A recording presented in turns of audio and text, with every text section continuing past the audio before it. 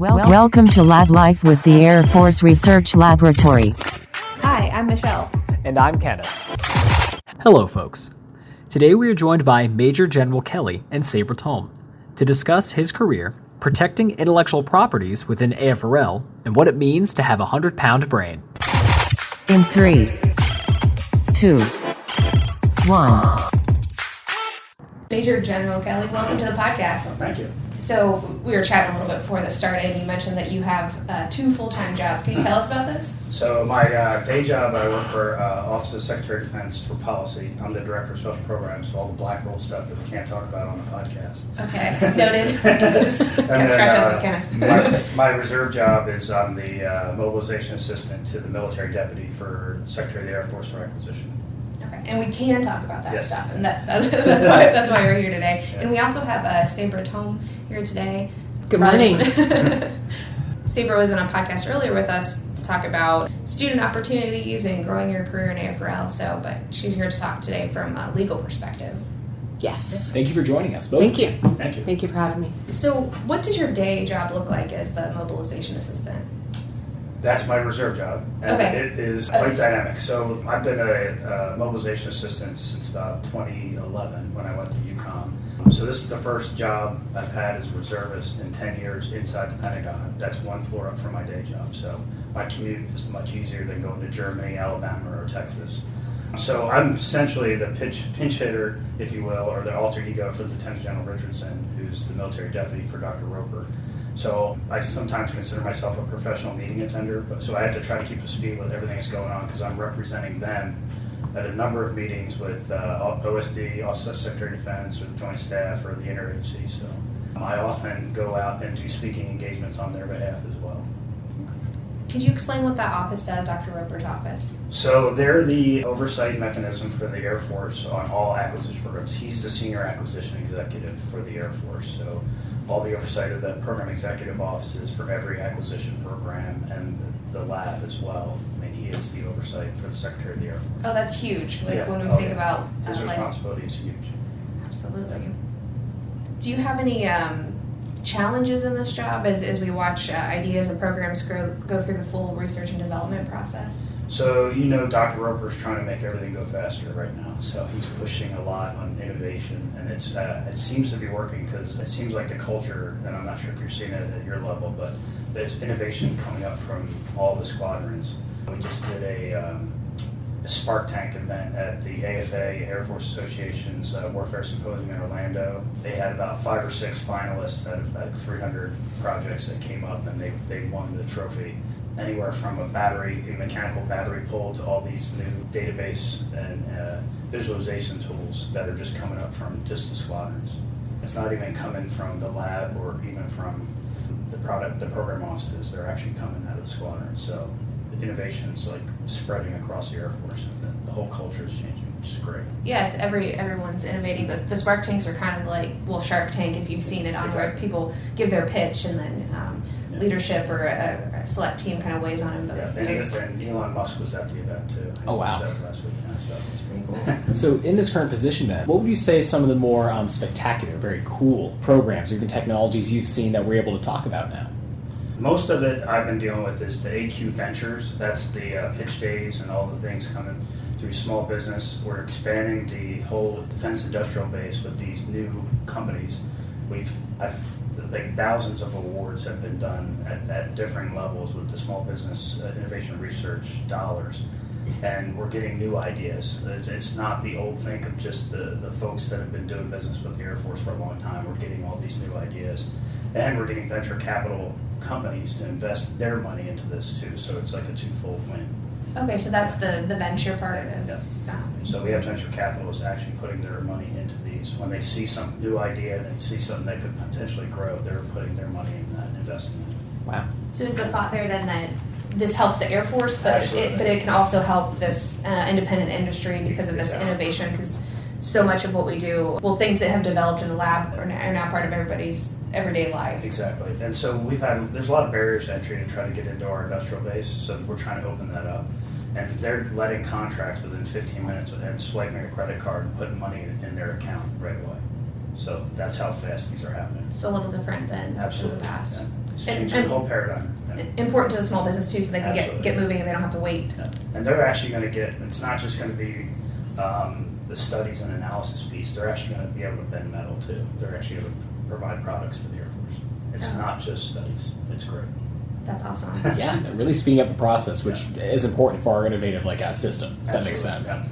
And to quantify that in your position and others around you, how many of these, you mentioned you go to a lot of events, see a lot of these programs, like how much do you think you see on average, even in a month? Do you have to kind of vet, look through, and help the Air Force? I did 2 pitch days. I did one for the F-35. Think about that. That blows my mind that you actually do it. You're bringing in new companies to work in the F-35. That's something I would have never thought we were going to do. And I did one for the Rapid Sustainment Office out in San Francisco, downtown San Francisco, where we brought in all these new ideas. It's just, I think it's opening up the aperture. And so it's not, and they're getting even the F-35 to think differently about how they're actually enact or operate the aircraft. And they're bringing in different operating systems. A lot of the software now is at Kessel Run. I think you guys have heard of Kessel Run up in Cambridge. I didn't realize there's 700 people up there. And there's my friend of mine, Brian Biszkowski, he's a reservist. He's a colonel. He's going to be running it in the fall. So we'll have a reservist running that operation. Well, that's amazing. A lot of people don't realize how big these teams are around the nation. They hear small business, but you got to think they have brilliant people. Yeah, like you said, almost 700 ready for the project. DevSecOps, all that sort of software, all the Alice program that was under F-35 is now being done up at Kessel Run. Okay. So, could you explain Kessel Run to our listeners? so basically, it's software on steroids. Okay. They've brought in a lot of folks that have commercial software experience, and they're trying to push that into the DoD, not just the Boeing, Lockheed, Northrop's actually hiring their own software. We're trying to put it into a center of excellence up at Cambridge, where some of the smartest people in the world are. So we're really leveraging a lot of the commercial practices for that. It's great. Move faster that way. Absolutely. And a great Star Wars reference for those who haven't. Like Mad Hatter, there's a bunch of them popping up around the country. And with the full R&D process, because you really see the full research and development almost from start to finish, like you mentioned, but a much faster acquisition rate than we have seen in the past. What are some of the snags that you see outside of kind of the expediency we see now? That are we still kind of innovating and getting past? It seems to be the bureaucracy sometimes in the Pentagon. So with the new legislation we've had to push down to middle tier acquisitions, and we're pushing down even the program record, the milestone decision authority from Office of the Secretary of Defense for Acquisition and Sustainment, Ms. Ellen Lord. They have pushed down that almost all the programs that are not major development programs, Category 1 and Category 1s. All of that has been pushed down to the Air Force to Will Roper, to the Secretary of the Air Force, who is in turn delegated to Will Roper. He's trying to push even further down to the program executive officers. So getting rid of that layer of bureaucracy has been great, and then pushing it down.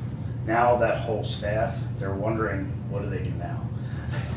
So they're still trying to exercise that oversight, but how do we go about reporting to them without creating new products just for them? We're trying to just share amongst whatever the PEOs are using to oversee their programs, and just share that data with the OSD oversight mechanism. So we're still learning as we go, and there's still some old habits that we haven't broken yet. So just kind of loosening up that bureaucracy it's helping. You see it in spots, it's helping. And we have some challenges with some of the major programs, like the KC-46, trying to get the refueling piece of that. And Dr. Roper is currently the action officer on that. He has personally gone to all the prime and some of the vendors, and he's been here quite a bit to try to see how Boeing is going to fix some of those issues. It seems like we have a plan that looks like it's finally going to work. Well, that's great. Yeah, like you mentioned, it's a process, but it sounds like we're going not only in the right direction, but going there quickly, which is awesome. So we're taking great steps forward. But taking a few steps back then, so how did you get to this point in your career? You've had, as we've seen and we've read, you've done a lot in your career. So what led you to this point? So I started here. So I washed out of pilot training in 1988 at Laughlin Air Force Base. And a colonel named Don Tetmeyer called me when I was on casual status playing golf in Del Rio, Texas.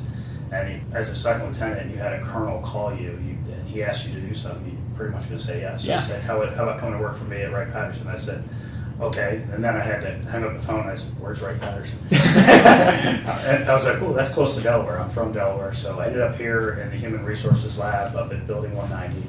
was a logistics and human factors division, and I worked in an office with 4 ladies and me as a second lieutenant, who I'm going to have lunch with today. So Wonderful, I get to see yeah. all them.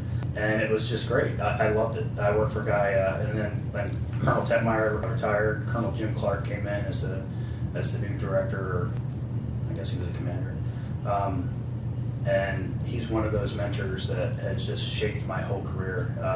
The quote was that I was always wondering why he's giving me so much work to do. He's like, if I want something done, I'll give it to somebody who's busy. So he gave me a lot of work. So, if you're busy, you're having fun. So, and the atmosphere in the lab is just so much fun. It was back then, and I know it is today. Oh, so, yeah. absolutely. It's when different. you get to have fun at work, it just makes it all that much better. Yeah. A lot of smart people and Yeah. fun too. A lot of sarcasm. The smarter you get people, the more sarcastic they are, I think. And that led the whole foundation of, my views of the acquisition world and the laboratory. And I've stayed involved with the laboratory since then. I've been with the scientific advisory board that does the S&T reviews. So I've always had touches with the laboratory, so it's been great. Great. And with what your the mentor said, always giving work to stay busy, has that kind of helped you now? Like you said, you're juggling almost 2 jobs now, so that's helped you kind of keep on track with that? Yeah. I'm not going to know what to do it myself when I retire. If I only have one job, I'm really going to, I'll drive my wife crazy, I think. We can take up Spanish, maybe. Oh, We were talking about that earlier. Yeah, I should. Finally, I took it in high school. I tried to do it when my kids were in immersion program, and it's not sticking because if you don't practice it, it just won't stick. Mm-hmm. So. Very true. And is that something you kind of recommend to either future airmen or airmen joining it now? Just saying, hey, if you find it an idea or an organization you like, just throw yourself in there. Absolutely. Immerse. Yeah. And I always tell people, if you're not having fun, go do something else. And with the lab, I've always found, and most of the people I've ever talked to love it in the lab. I've been to all the directorates, and I've seen that everywhere. That's great. Did you enjoy the human factors work? I loved it. Absolutely loved it. Because we did an integrated management information thing, which was basically before we had tablets or iPads and stuff. It was basically a plug-in maintenance aid that you plug into the airplane and had all the tech orders on it, so it would be able to do diagnostics, and you didn't have to sit there and look at a tech order book. So that was at the edge of making everything go digital. So all those tech orders were digitized and put into this maintenance aid, and we're just trying to help the mechanics and the folks on the flight line make it easier to work on the airplane. So working with technology almost that ahead at the time, is that kind of giving you a better eye now for looking at future tech? That's what we need. This is where we should go. Exactly. That's exactly it. And I didn't realize at the time, I didn't know what human factors was. It's basically how you interface with technology. Mm-hmm. And if you don't do that, if somebody can't use it, the interface, and this was back before we had, I think my first Macintosh was when I was at the lab. I had a Mac CI. Hey, very cool. So, and I know the C-17 operating system was for one of the first ones we ever did on the Macintosh. I had no idea. Yeah. Oh my gosh, that's cool. Yeah, C-17 was just being built when I was here, and so was the F-22. So you get to see a lot of, outside of getting different human interface sections for that, did you watch a lot of the development of these aircraft? Absolutely, yeah. I got to watch, so General Fain was running the F-22 program here. It was called the Advanced Tactical Fighter back then. And then so our lab was, we interfaced on that program all the time. Oh, that's so cool. So it was just watching the program be birthed, so to speak, here at Wright Pat was just, between that and the C-17, those were the 2 major programs going through here. Yeah, that's be so cool, especially seeing them flying now. You're like, I was part of that. That's a source of pride. That's really cool. Oh, yeah. Actually, I saw driving here, there was C-17 flying out. Yeah, we have that base here, right, Pat? Yeah, we hear them all the time. Yeah. That's cool. Yeah, there's so much of human factors that we just take for granted in our everyday thing, whether it's even the voice in our GPS might have been picked because that tone, or whether it's a male or female voice, we might be more likely to listen to it. It's crazy. It's everywhere. What's funny is I worked on the AIM-9 Sidewinder program, the air-to-air missile, and we were doing a new sort of digital upgrade to it so it would counter some countermeasures that were being used against it. We put it in operational test, and we got thrown that operational test because the tone wasn't the same tone that the pilots were hearing before we made the modification. Interesting. So just that little thing, we had to go back and make sure that it sounded just like because that had a distinct reaction for them. If they heard a tone, the enemy aircraft would pop off flares, and if it gave it a certain tone, you wouldn't pickle the missile, so to speak. So There were all these really intricate things that were done, and if they didn't have that specific tone, so we had to recreate that in the digital world. It was an analog system, we were trying to recreate it in digital. So Wow. it was really interesting. That's comprehensive, yeah. And you wouldn't think about that. I mean, No. spur of the moment, you need to make sure they are on point and nothing's distracting them. So, And when they came even back one and told us, they tone. were like, really? It's that different? And when you listen to them, yeah, they were. And That's so yeah, cool. So, yeah, you got to listen to the pilots. The operators are always going to be right with them. So in that position, then, I imagine you had a lot of chances, you and your team, to speak with pilots directly, or was this feedback you'd get? Yep. And they were all, most of them were test pilots. And Okay. Like, wait, when you listen to this tone, beat, and listen to that one, it's a different tone. So you have Wow. to make it just like the old one was. Yeah, because if not, then you have to. Yeah. I mean, And there would be years of conditioning and retraining these And it pilots to wasn't easy. understand it. It was really interesting how we had to do that. Wow. So with all this technology you've been working with more recently, where do you see the Air Force heading here, even going into 2030? Like, how do you see us either changing in terms of either human integration, technology? So Dr. Roper, if you saw his speeches at AFA in National Harbor and the one just in Orlando, he talks about digital engineering, getting things down to a 3D model and being able to design it down to that level. So if you have a digital model and you're able to, you can digitize the whole manufacturing process down to the jig and the person and how you interface. You cut down the number of parts that you're building, consolidate some of those things, 3D print them and all that.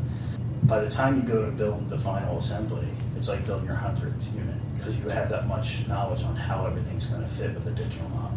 That's just going to revolutionize how people make airplanes, make weapons, you name it. He's looking towards the Digital Century series and how we're going to build a new aircraft. You're no longer going to be a prisoner to the platform where you can sit there and upgrade it and manipulate it, while it's sort of building a plane in the air. Absolutely, yeah. Cut down the time a lot. Absolutely. Time is money, and it'll, like 80% of the cost of any weapon system is in sustainment. So being able to sustain it and know when parts are going to fail and being able to have replacements, you can print them out in the field. You don't have to come through the whole supply chain. That's just going to revolutionize how we maintain aircraft as well.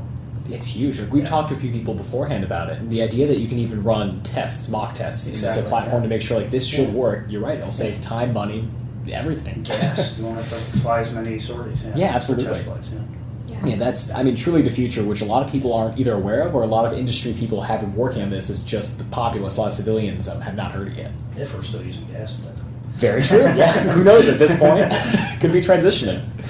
Yeah, hypersonics is one of those things I think it'll lend itself to. I think that's going to be sort of the new thing is we can get things, effects, people to places around the world in seconds.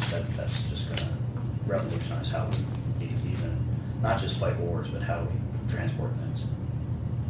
And along those lines as well, do you have a specific researcher or piece of technology like hypersonics or digital engineering that's really inspired you through your career? So, yeah, I got the pleasure of working with Bert Rattan from Scaled Composites. I'm not sure if he's the one that's built all the experimental aircraft and the Virgin Atlantic sort of series. I forget what the one, the space plane that won the X Prize for going taking somebody to space. He was like one of these pioneers that he worked for the scientific advisory. He was one of our members back when I was a captain, and he used to bring, you know what Polaroid pictures are? I do. The instant I'm not pictures. sure Yeah. Ken does. Well, they're trended back too. Yeah, so it's trending again. Everything's They were old is new again. Yeah, they were high tech back then. So he used to bring these pictures to our meetings and just show them to us and all these experimental airplanes, like forward swept wings and all these things that he was working on. And that totally inspired me. And then he also was a small plane advocate and general aviation guy. And we made a mistake of bringing him into the FAA and they're diametrically opposed. Because he's trying to do experimental and they're trying to control, the sort of safety and things like that. He was pushing the image. So we're just working with all, get these senior scientists that work for the scientific advisory board, get to see how they act and how they review the lab programs and sort of how they're trying to help bring in some of that commercial and just provide that insight that they're 100-pound brain folks that just so I got to see a lot of that. It's fascinating. That is absolutely fascinating, especially working with somebody that brilliant. Like, it's amazing, you're right, to see how that can be so opposed to what we're used to seeing in the Air Force, but how you need that sometimes to work together. Yeah, and folks like Elon Musk, I've met him several times. I was at SpaceX back when they were in one garage warehouse. Oh, wow. Before they really got big. Yeah. I was working for General Cartwright as the vice chairman, and we got to visit there, and it was really fascinating. So, I mean, stepping into that field real quick. So, what is it like working with Elon? Like, people read about him all the time. He's just online, absolutely brilliant, and he's always pushing the edge. He's trying to think outside the box. Him and Jeff Bezos, always thinking outside the box.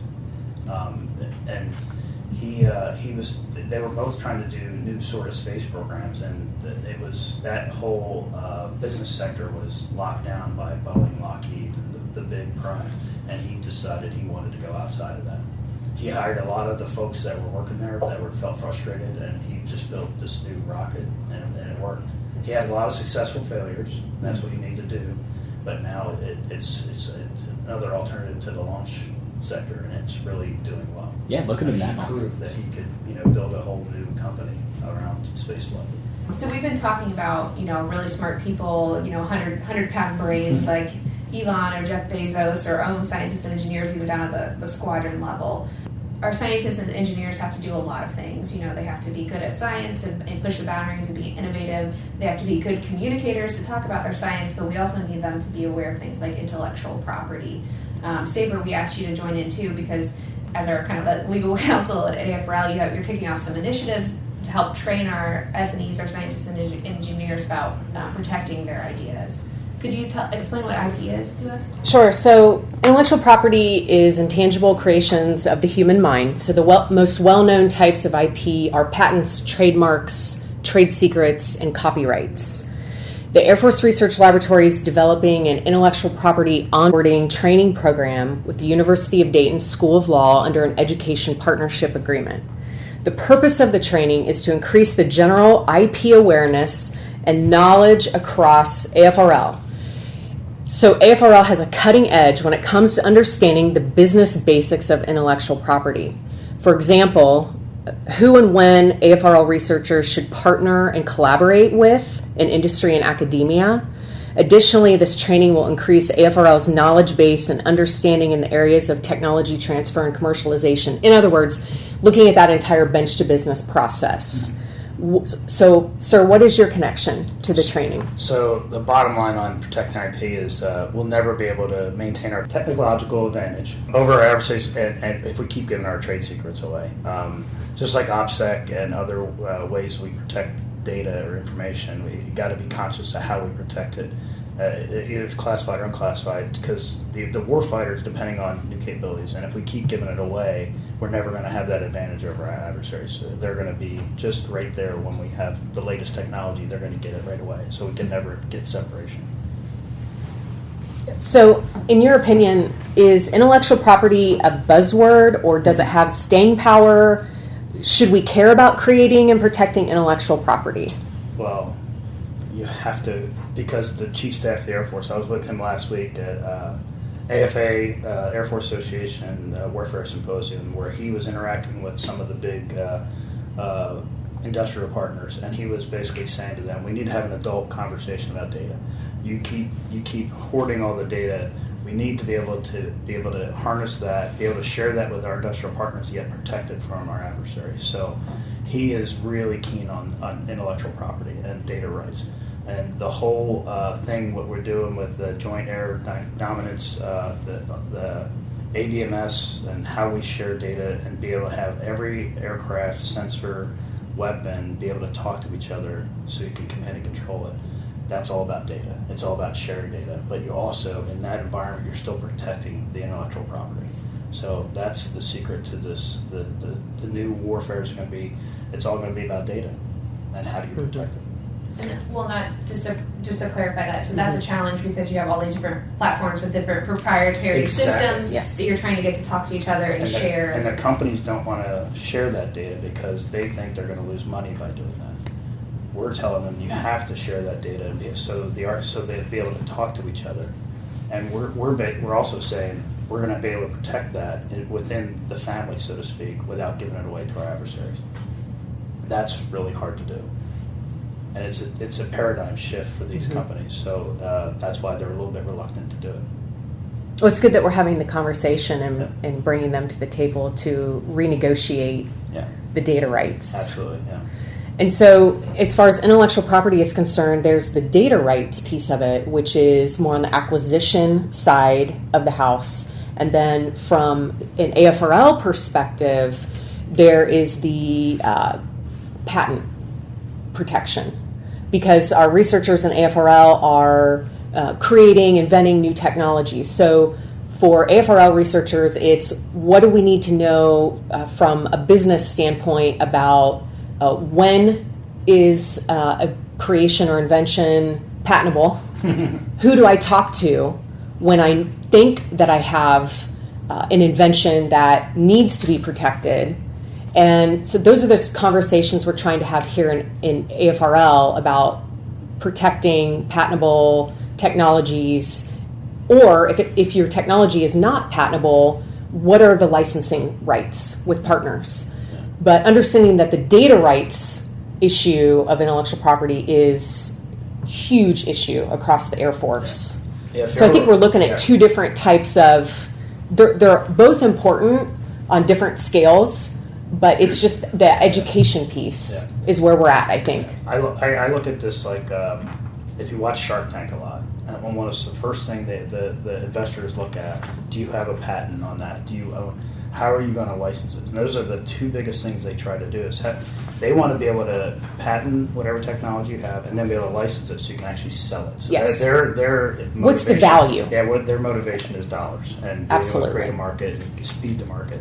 I think that we need to look to it that through that same sort of lens. How do we get lethal technology to help with our national defense strategy? How do we get that to the warfighters and protect that data in order to have a technological advantage? That's the biggest thing that I think our researchers need to be conscious of. And then your new program, the way that this is going to educate them, you'll have resources at your fingertips to be able to do that. If I have a question, I know who to go to. Yes. Ask that. And then there's going to be a team of folks that are experts on how you harness that or how you package it into either a license or a patent. Yeah, so streamlining the process. Absolutely. Opening up channels of communication across AFRL and with our AFMC, Air Force Materiel Command, patent attorneys, and knowing who to talk, when our researchers should talk to technology transfer specialists, the patent attorneys, the other lawyers like me. And so that's why AFRL should care about intellectual property. And a lot of these small businesses have experts as well. I think some of the small companies that they're working with will look at who actually owns that data, the company via the contract, and that's where negotiating the right contract and the way you do data rights within the contract is really key, is like make sure you know who's going to own the data at the end of that contract. What are the deliverables, what do the government own versus the contractor? Well, and having the people who are negotiating the contracts and writing the contracts smart on what's happening now, but also thinking strategically 10 years from now, how is this contract going to affect the Air Force? Absolutely.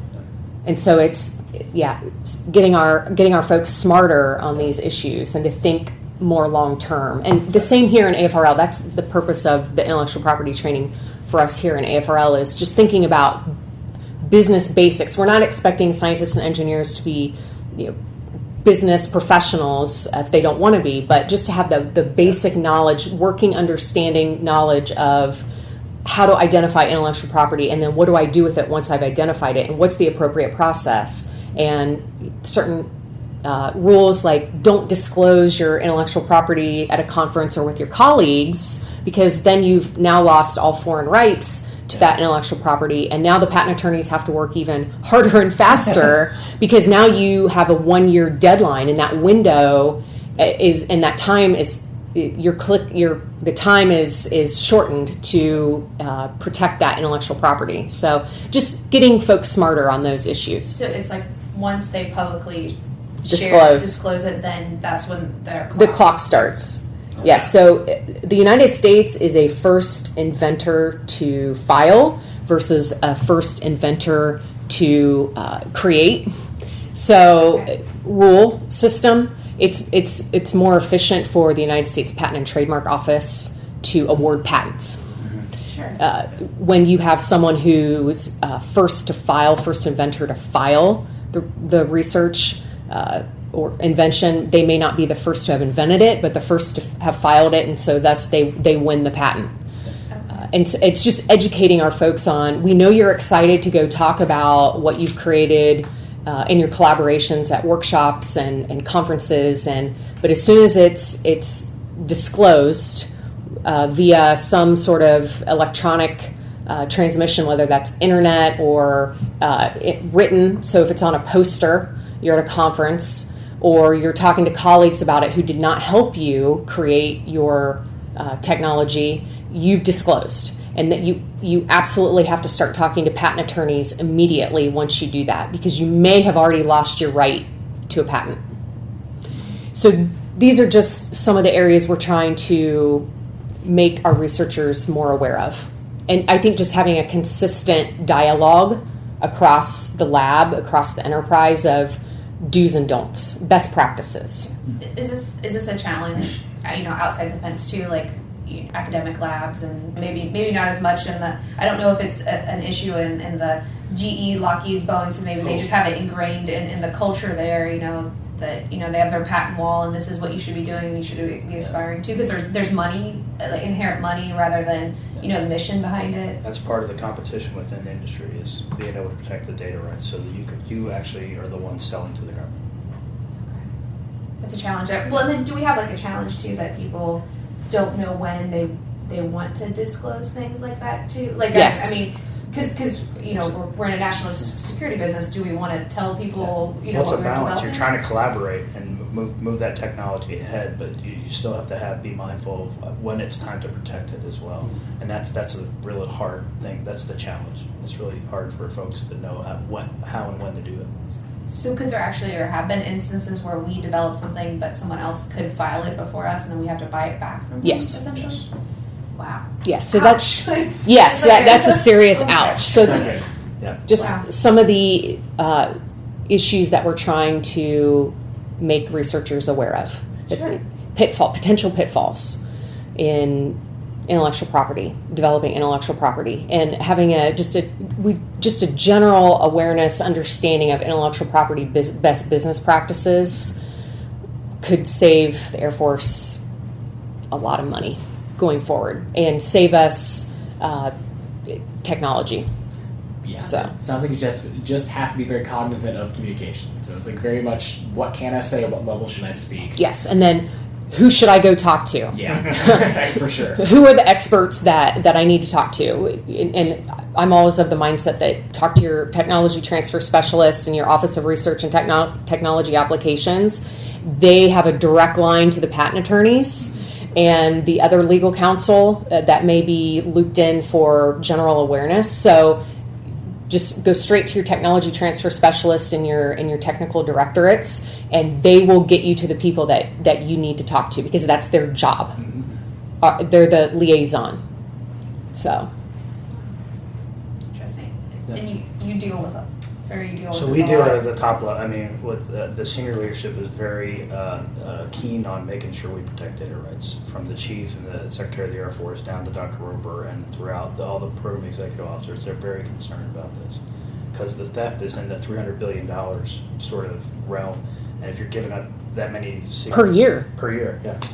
Well, and it's interesting, because here, I don't want to hey Napster, or LimeWire or something, but Yeah. we think about like stealing, everyday person stealing like music and the rights there, or we think about other countries, stealing our data because they don't have the same respect for intellectual property or something. That's what you think of, but I never really thought about it in the frame of our own country, our own industry base, and the competition there. Yeah. I didn't frame it like that before.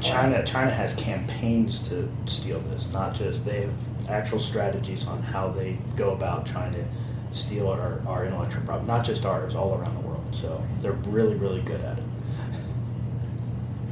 Yeah, and that's definitely pushed the data security like that that field as well, to make sure we don't lose said information. So, sir, in your mind, is that the tangible incentive for Air Force and AFRL employees, researchers, to care about protecting intellectual property? Is that what's going to our adversaries? Absolutely. They're actually trying to steal as much as they possibly can in order to get an advantage. And for us, the bottom line is, how do we get the capabilities, the lethality to the warfighters without giving it away to China or Russia or whoever else is trying to steal it? So it's being thoughtful in who we're collaborating with, why we're collaborating with them, Always be suspect. and have the right safeguards in place. Exactly. Yeah. So what do you think we can do in our day-to-day to reduce the risk of IP theft and loss? I mean, there's just the general awareness of who and why you're collaborating. I think it's just having the actual discipline and the rigor in who you're collaborating with, who you're hiring, what students or universities you're working with. Make sure you're vetting them properly. There's all kinds of resources here at Right Pat for you to do that. AFOSI has folks that are professional about doing background investigations and checks on who you're working with, so they will know if they're known intel officers and things like that. So just make sure you're very diligent about how and who you're collaborating with, and make sure you vet them. That's what really it comes down to. Know who you're working with, and know who they are working with. Yeah, and that can be hard too, especially if you find someone with a piece of technology or something you may really need. You may just be like, yeah, I need to make this connection now, but got to take that step back. Yeah, and our AFOSI is Air Force Office of Special Investigations. So Yeah. that's Yes, or your local security Yeah. office also. So they're very helpful in knowing and understanding some of these basics, and then looping in Office of Special Investigation if need be. So in your foreign disclosure officer, we have one in AFRL, making them aware, bringing them into the conversation is useful. Yeah, definitely good to know in case you do have any questions who to reach out to. Excuse me. There are plenty of resources here, right, Pat? It's important, people, so make sure you pay attention. So this has been great conversation and given us a lot to think about, and we appreciate your time today. Thanks for joining us. Thank you so much. Make sure to follow us on social media at Facebook, Twitter, LinkedIn, Instagram, and YouTube at AF Research Lab. And remember, stay curious. Logging off.